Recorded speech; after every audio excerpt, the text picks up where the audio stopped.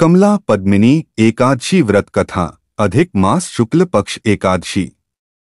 धर्मराज युधिष्ठिर बोले, हे जनार्दन, अधिक मास के शुक्ल पक्ष की एकादशी का क्या नाम है तथा उसकी विधि क्या है? कृपा करके आप मुझे बताइए।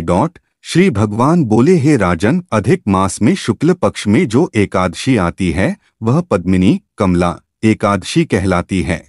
अधिक मास या मलमास को जोड़कर वर्ष में 26 एकादशी होती है।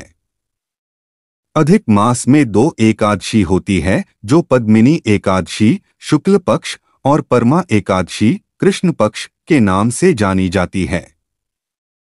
ऐसा श्री कृष्ण ने अर्जुन से कहा है।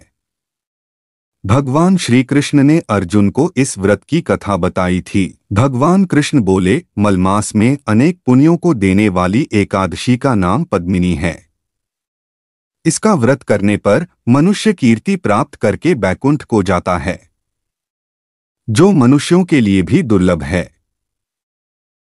यह एकादशी करने के लिए दशमी के दिन व्रत का आरंभ करके कांसी के पात्र में जौ चावल आदि का भोजन करें तथा नमक न खावें। भूमि पर सोए और ब्रह्मचर्य व्रत का पालन करें। एकादशी के दिन ब्रह्मा मुहूर्त में शौच आदि से निवृत्त होकर दंतधावन करें और जल के 12 कुल्ले करके शुद्ध हो जाएं। सूर्य उदय होने के पूर्व उत्तम तीर्थ में स्नान करने जाएं।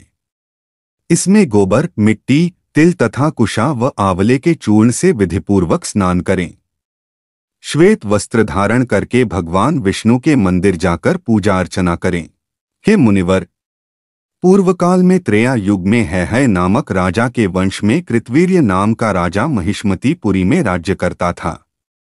उस राजा की 1000 परम प्रिय स्त्रियां थीं, परंतु उनमें से किसी को भी पुत्र नहीं था जो उनके राज्यभार को संभाल सकें। देवता, पितृ, सिद्ध तथा अनेक चिकित्सकों आदि से राजा ने पुत्र प्राप्ति के लिए काफी प्रयत्न किए, लेकिन सब असफल रहे। एक दिन राजा को वन में तपस्या के लिए जाते थे। उनकी परम प्रिय रानी इक्ष्वाकु वंश में उत्पन्न हुए राजा हरिश्चंद्र की पद्मिनी नाम वाली कन्या राजा के साथ वन जाने को तैयार हो गई। दोनों ने अपने अंग के सब सुंदर वस्त्र और आभूषणों का त्याग कर वल्कल वस्त्र धारण कर गंधमादन पर्वत पर गए। राजा ने उस पर्वत पर 10,000 वर्ष तक तप किया, परंतु फिर भी पुत्र प्राप्ति नहीं हुई।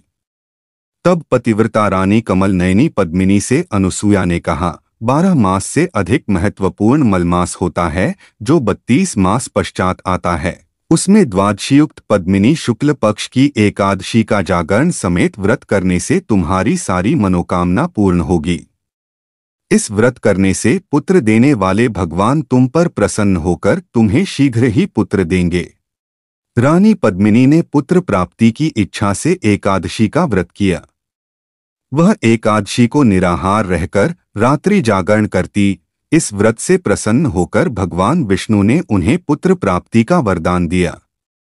इसी के प्रभाव से पद्मिनी के घर कार्तिवीर्य उत्पन्न हुए, जो बलवान थे, और उनके समान तीनों लोकों में कोई बलवान नहीं था। तीनों लोकों में भगवान के सिवा उनको जीतने का सामर्थ्य किसी में नहीं था।